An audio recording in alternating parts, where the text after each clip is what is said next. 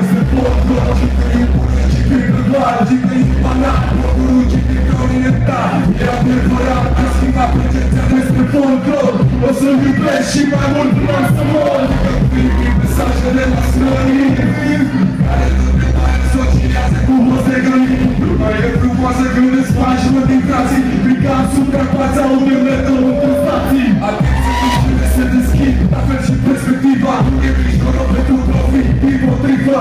Numele album ne-au crescut, ne-a ales. Viță pielea de știre dacă ar interes. În afară de generatorul privat, urmărul păcat, portofel mai bine închide somnul. Full house în Cluj, full house București, full house Timișoara. Sperăm că toată țara șobolare grina, că se miros că cași la bani la normal.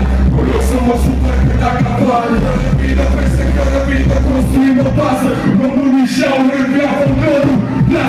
Viața este mare, câtă toată dragă. Am făcut să plec acum făuțană întreagă. Unic o sper că mă vezi acolo să sune ești. Ce mai învățat am adus și în București seara.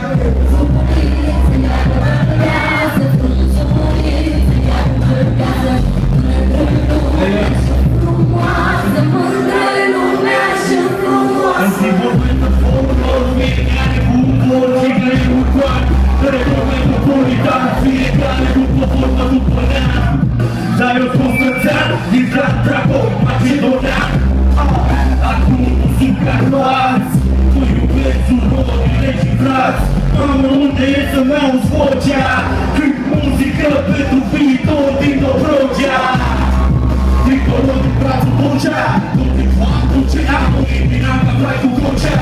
Vibrație bună românească, aibă și copii mei, muzică frumoasă.